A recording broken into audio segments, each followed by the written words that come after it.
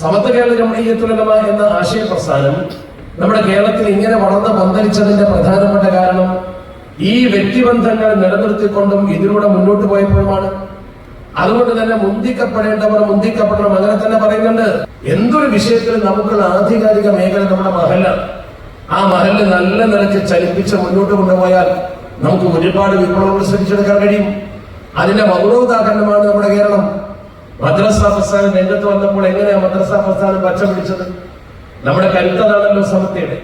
ആ മദ്രസ പ്രസ്ഥാനത്തിന്റെ കരുത്തുകൊണ്ടാണ് സംഘടന സകല പ്രവർത്തനങ്ങളും നടത്തിക്കൊണ്ടിരിക്കുന്നത്. നിങ്ങൾക്കറിയാമല്ലോ, 1989 ഒരു കാലഘട്ടം ഉണ്ടായിരുന്നു. ഞാനത് ചേരിതിരിവിന്റെ പശ്ചാത്തലം ഉദ്ധരിക്കുകയല്ല, ആ വ്രണത്തെ വീണ്ടും നമ്മുടെ സമൂഹത്തിൽ എടുത്തു പറഞ്ഞുകൊണ്ട് വേദന ജനിപ്പിക്കുകയല്ല. പക്ഷെ അന്ന് നിങ്ങൾക്ക് ഓർമ്മയുണ്ടാവും, പല മദ്രസകളും സമത്വയുടെ യഥാർത്ഥ ബന്ധാവി അഥവാ റയീസുൽ മുഹഖഖീൻ കണ്ണിയത്ത് ഉസ്താദും ശംസുൽ ഉലമയും ജീവിച്ചിരിക്കുന്ന കാലമാണ് 1989. 96-ലാണ് ശൈഖുന ശംസുൽ ഉലമ മരണപ്പെട്ടു പോകുന്നത്. നിങ്ങൾ ഓർക്കണം, 93-ലാണ് കണ്ണിയത്ത് ഉസ്താദ് വിടവാങ്ങുന്നത്. 89-ൽ ഇവരൊക്കെയുണ്ട്. അവരിരിക്കെയാണ് ആ രണ്ട് ഗുരുനാഥന്മാരുടെ കാലത്ത് ശിഷ്യന്മാർ മറ്റൊരു സംവിധാനവുമായി നമ്മുടെ മുമ്പിൽ വരുന്നത് നമുക്കതറിയാം. ആ സന്ദർഭത്തിൽ നമ്മുടെ ജനങ്ങൾക്കിടയിൽ വലിയ ചേരിതിരിവുണ്ടായി. അന്ന് കേസ് നടത്തിയ ആളുകൾ ഈ സദസ്സിലുണ്ടാവും. അന്ന് അതിനുവേണ്ടി പോലീസ് സ്റ്റേഷനിൽ കയറി ഇറങ്ങിയ ആളുകൾ ഈ സദസ്സിലുണ്ടാവും. അന്ന് അതിനുവേണ്ടി പണം ചെലവഴിച്ചവർ ഈ കൂട്ടത്തിലുണ്ടാവും. അതൊക്കെ മഹല്ലിന്റെ ഭാരവാഹികൾ ചെയ്തതാണ്. അവര് ശ്രമം നടത്തിയിട്ട് പണവും അധ്വാനവും സമയവും ഉപയോഗപ്പെടുത്തിയിട്ടാണ് ഇക്കണ്ട മദ്രസകളെ മുഴുവൻ സമത്വയുടെ കീഴിൽ ഉറപ്പിച്ചു നിർത്തിയത്. ഇന്ന് നമ്മളൊക്കെ വളരെ അഭിമാനത്തോടു കൂടി നമുക്ക് ഇത്ര മദ്രസയുണ്ട് എന്ന് വിളിച്ചു പറയുമ്പോ ആ മദ്രസകളെ മുഴുവൻ പിടിച്ചു നിർത്തിയതാരാ? നമ്മുടെ പ്രിയപ്പെട്ട യുവറാക്കൾ, ഈ സദസ്സിലിരിക്കുന്ന മഹല്ല് ഭാരവാഹികൾ. അവര് രംഗത്ത് വന്നില്ലെങ്കിൽ പണ്ഡിതന്മാർക്ക് സ്വന്തമായി അതിനൊന്നും ചെയ്യാൻ കഴിയില്ല. എനിക്കറിയാം, ഈ സദസ്സിൽ കേസ് നടത്തിയ ആളുകൾ ഇപ്പോഴുണ്ടാവും. ഒരുപക്ഷെ അതിന്റെ പേരിൽ അടി കൊണ്ട ആളുകളുണ്ടാവും. അവരുടെ നിസ്വാർത്ഥമായ പ്രവർത്തനത്തിന്റെ ഫലമായിട്ടാണ് ആ മദ്രസകളൊക്കെ സമത്വക്കൊപ്പം ഉറച്ചു നിന്നത്. അന്ന് അതിന് കരുത്ത് പകർന്നതാരാ? അത് ഏറ്റവും വലിയ കരുത്ത് പകർന്നത് നമ്മുടെ പക്ഷത്ത് പാലക്കാട് സയ്യിദ് കുടുംബത്തിലെ മഹാരഥന്മാരായ നമ്മുടെ സയ്യിദന്മാർ ഉണ്ട് എന്ന ഒരൊറ്റ പ്രത്യേകതയാണ്. രണ്ടു കൂട്ടരും സുദൃഢമായിട്ടാണ് പറഞ്ഞത്. രണ്ടു ഭാഗത്തും പണ്ഡിതന്മാരാണ് ഉണ്ടായിരുന്നത്. പക്ഷേ ബഹുമാനപ്പെട്ട ശംസുൽ ഉലമയും കണ്ണിയത്ത് ഉസ്താദും ഒരു ഭാഗത്ത് നിന്നപ്പോൾ അവരെപ്പോലും ധിക്കരിച്ചുകൊണ്ടൊരു സമൂഹം മുന്നോട്ട് പോയപ്പോൾ പണ്ട് 1965-66 കാലഘട്ടത്തിൽ അഖില വന്നപ്പോൾ പൂക്കോയ തങ്ങൾ എന്ത് ചെയ്തോ അതേ പ്രവർത്തനം ആ കുടുംബത്തിൽ നിന്ന് പിന്നെയും നമ്മൾ കണ്ടു. അവരിതിന്റെ കൂടെ ഉറച്ചു നിന്നു. അവർ രാഷ്ട്രീയപരമായ നഷ്ടം പോലും നോക്കാതെ, ഒരു രാഷ്ട്രീയ പാർട്ടിക്ക് വേണ്ടുന്ന വോട്ടാണ്, അതുപോലും നോക്കാതെ സമത്വ എന്ന് പറയുന്ന ഈ പ്രസ്ഥാനത്തിന്റെ നിലനിൽപ്പിന് വേണ്ടി ശക്തമായി നിലകൊണ്ടു. അതിന് സമത്വ കേരള ജംഇയ്യത്തുൽ ഉലമ അതേ രീതിയിൽ തന്നെ സഹവർത്തിത്വ മനോഭാവത്തോടെ തന്നെ മുന്നോട്ട് പോയി. ഇന്നലെ ജാമ്യയിൽ മുഴങ്ങിയ ഏറ്റവും പ്രധാനപ്പെട്ട കാര്യം അതാണ്. എവിടെയൊക്കെ അസ്വാരസ്യങ്ങൾ ഉണ്ടായോ അവിടെ സമസ്ത ക്ലാരിഫിക്കേഷൻ വരുത്തി. നിങ്ങൾക്ക് ഓർമ്മയുണ്ടോ, ഇക്കഴിഞ്ഞ ലോക്സഭാ ഇലക്ഷന് മുമ്പ് ഒരു ലോക്സഭാ ഇലക്ഷൻ ഉണ്ടായിരുന്നു. അന്ന് പൊന്നാനി നിയോജക മണ്ഡലത്തിൽ മത്സരിച്ച വ്യക്തി സമത്വയുടെ സ്ഥാനാർത്ഥിയാണ് എന്ന രീതിയിൽ അവതരിപ്പിക്കപ്പെട്ടപ്പോ കോഴിച്ചലയിൽ ഒരു നയപ്രഖ്യാപന സമ്മേളനം സമത്വ നടത്തി. നിങ്ങൾക്ക് ഓർമ്മയുണ്ടാവും, നയപ്രഖ്യാപന സമ്മേളനം എന്നതിന് പേരില്ല. ആ നയപ്രഖ്യാപന സമ്മേളനത്തിൽ പ്രാർത്ഥന നിർവഹിച്ചത് ഇന്നത്തെ സമത്വയുടെ പ്രസിഡന്റായ ജിഫ്രി മുത്തുക്കോയ തങ്ങളാണ്. ആ മഹത്തായ സന്ദർഭത്തിൽ വളരെ പ്രധാനപ്പെട്ട ഒരു പ്രഭാഷണം നടത്തിയത് ചെറുശ്ശേരി ഉസ്താദാണ്. കോട്ടമല ബാപ്പുസ്ലിയുടെ സ്വാഗത പ്രഭാഷണം നിർവഹിക്കുന്നത് MD ഉസ്താദ് വേദിയിലുണ്ടായിരുന്നു. നിങ്ങൾ അറിയണം, ഇവിടെ നമ്മൾ മനസ്സിലാക്കേണ്ട കാര്യം, ഒരു തെറ്റിദ്ധാരണ സമത്വയുടെ പേരിൽ വരുത്തിയപ്പോ അന്നത്തെ പ്രത്യേക സിറ്റുവേഷനിൽ ഫാസിസ്റ്റ് ഭരണകൂടം അധികാരത്തിൽ വരുന്നത് ഒഴിവാക്കുന്നതിന് വേണ്ടി സമൂഹം ഒന്നിച്ചു നിൽക്കണമെന്നൊരു സന്ദേശം കൊടുത്ത യോഗമാണ്. ആ കോഴിച്ചലയിലെ യോഗം നടത്താൻ വേണ്ടി മാത്രം, അത് തീരുമാനിക്കാൻ വേണ്ടി മാത്രം സമസ്തയുടെ ഒരു മുഷാവറ ചേർന്നു. ആ വിവരം MD സാറിനോട് ചോദിച്ചാൽ അറിയാം. ബാപ്പുസ്ലിയാർ മരണപ്പെട്ടു പോയി. അവർ രണ്ടുപേരും താല്പര്യപ്പെട്ടുകൊണ്ട് ഒരു പ്രത്യേക മുഷാവറ യോഗം അതിനു വേണ്ടി മാത്രം വിളിച്ചു. എന്താണ് ഇതിന്റെ അർത്ഥം? നമ്മുടെ രാഷ്ട്രീയ സാഹചര്യം കലുഷിതമാകുമ്പോൾ സമൂഹത്തെ ഒന്നിപ്പിച്ചു നിർത്തുന്നതിന് വേണ്ടി നമ്മളൊക്കെ പലപ്പോഴും പറയാറുണ്ട്, രാഷ്ട്രീയപരമായി സമത്വ കേരള ജംഇയ്യത്തുൽ ഉലമയെ സംബന്ധിച്ചിടത്തോളം ഇന്നതാണ് സമത്വയുടെ രാഷ്ട്രീയം എന്നൊരു തീരുമാനമില്ല. വ്യക്തികൾക്ക് രാഷ്ട്രീയമാകാം. പക്ഷെ ഒരു കാര്യം നമ്മൾ മനസ്സിലാക്കണം, രണ്ടിലും ബഹുഭൂരിപക്ഷമുള്ളത് ഒരേ ചിന്താഗതിക്കാരാണ്. എന്ന് കരുതി മറ്റുള്ളവരെ അവഗണിക്കണം എന്നല്ല അതിന്റെ അർത്ഥം. ഇന്നിപ്പോ ചില ആളുകൾ രാഷ്ട്രീയ സംവിധാനത്തെ പാടെ നിരാകരിച്ചുകൊണ്ട് സുന്നിയാകണമെങ്കിൽ രാഷ്ട്രീയം പാടില്ല എന്ന് പറയുന്നു. അങ്ങനെ തീരുമാനം സമർത്തിട്ടുണ്ടോ? ആ ഇല്ലാത്ത തീരുമാനം സമൂഹത്തിന്റെ മേൽ അടിച്ചേൽപ്പിക്കാൻ ചില ആളുകൾ വരുന്നു. നമ്മൾ പറയുന്നത് ആദർശം എന്ന് പറയുന്നത് അഹ്ലുസ് സുന്നത്ത് വൽ ജമാഅ, അതിലൊരു തർക്കവുമില്ല. അത് മനുഷ്യന്റെ പരലോക വിജയത്തിന്റെ കാര്യമാണ്. സുന്നത്ത് ജമാഅത്ത് വിട്ട് ഒരാളും ചലിക്കാനും പാടില്ല, സഞ്ചരിക്കാനും പാടില്ല, ചിന്തിക്കാനും പാടില്ല. ആ വിഷയത്തിൽ ആർക്കും ഒരു അഭിപ്രായാന്തരവുമില്ല.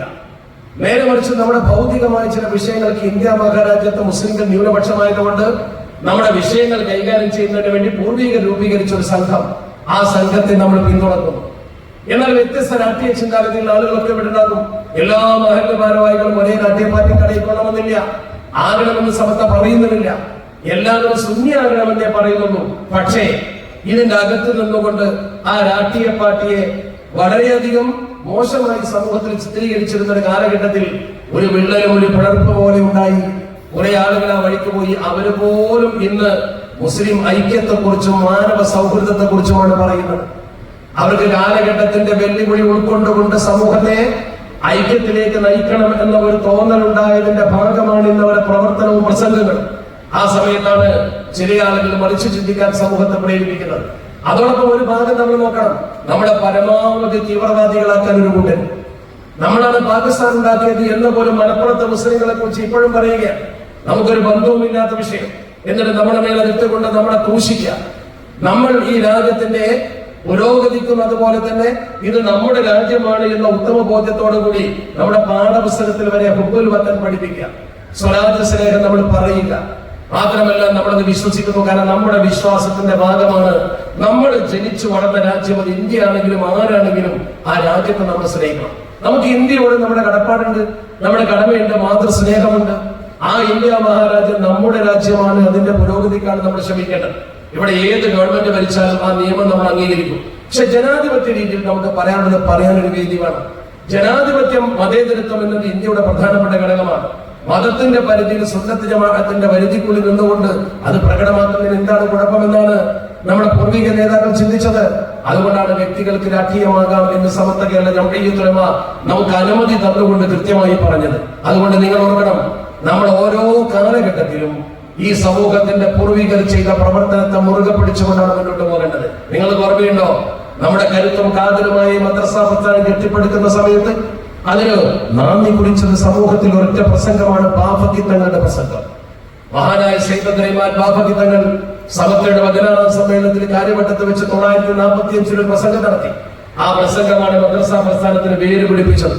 അദ്ദേഹമാണ് ആദ്യമായി അതിനുവേണ്ടി മാത്രം ഒരു വഴന്ന് കൊല്ലാണ്ടിൽ സംഘടിപ്പിച്ചുകൊണ്ട് 1500 രൂപ പിരിവെടുത്തത്.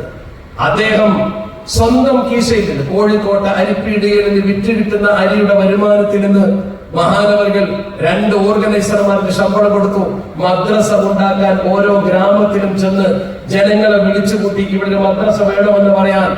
ആ കാലഘട്ടത്തിൽ ഉസ്മാൻ സാഹിബിനെയും അയമു മുസ്ലിയാർ എന്ന് പറയുന്ന വല്ലപ്പുഴക്കാരനെയും ഓർഗനൈസർമാരാക്കി വെച്ചു. ഈ ഓർഗനൈസർമാർക്ക് അക്കാലത്ത് ശമ്പളം കൊടുത്തത് ബാഫഖി തങ്ങളുടെ കീശയിൽ നിന്ന്.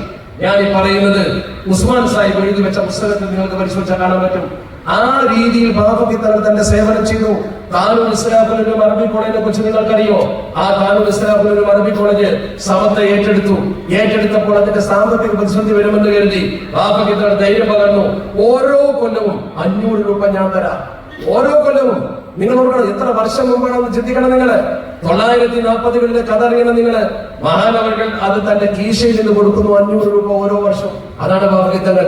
അങ്ങനെയുള്ള ബാഫഖി തങ്ങൾ സുന്നി യുവജന സംഘത്തെ സമൂഹത്തിൽ ജനകീയമാക്കിയ പുകഴ്ത്തങ്ങൾ ഈ മഹത്വത്തിലൊന്നും നമുക്ക് മറക്കാൻ കഴിയില്ല.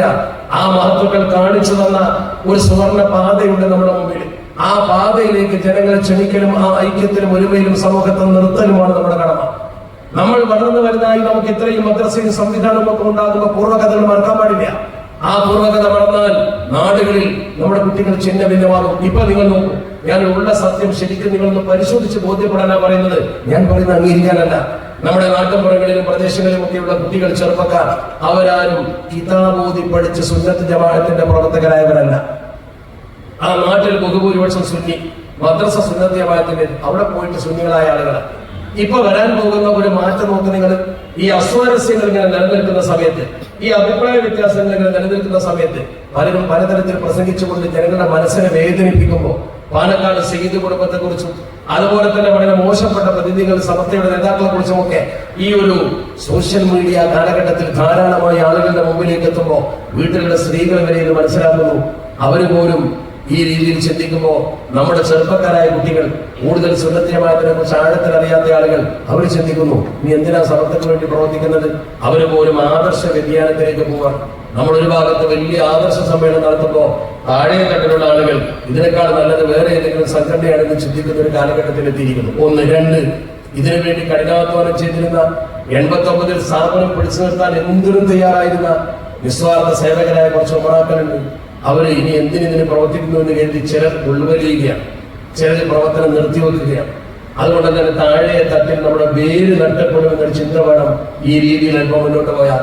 അവിടെ ഒരുമിപ്പിച്ച് നിർത്താനും ആ പഴയ തലത്തിലേക്ക് 89-ൽ എങ്ങനെയായിരുന്നു നമ്മൾ നിന്നത് അതേ രീതിയിൽ ഒരുമിച്ച് തന്നെ നിൽക്കാനുള്ള ഒരു ശക്തമായ തിരിച്ചുവരവിലേക്കാണ് സുന്നി മഹല്ല് ഫൗണ്ടേഷൻ നിങ്ങളെ ക്ഷണിക്കുന്നത്. അതിനാണ് നമ്മൾ മഹത്തായ ജില്ലാ സമ്മേളനങ്ങൾ നടക്കുന്നത്. ഇൻഷാ അല്ലാഹ് ഫെബ്രുവരി 16-ന് കോഴിക്കോട് ജില്ലാ സമ്മേളനം നടത്താൻ തീരുമാനിച്ചിരിക്കുന്നു. നിങ്ങൾ ആ പരിപാടിയിൽ സജീവമായി പങ്കെടുക്കണം എന്നാണ് എനിക്ക് അഭ്യർത്ഥിക്കാനുള്ളത്. ബാങ്ക് വിളിക്കാനായി ഞാൻ അവസാനിപ്പിക്കുകയാണ്.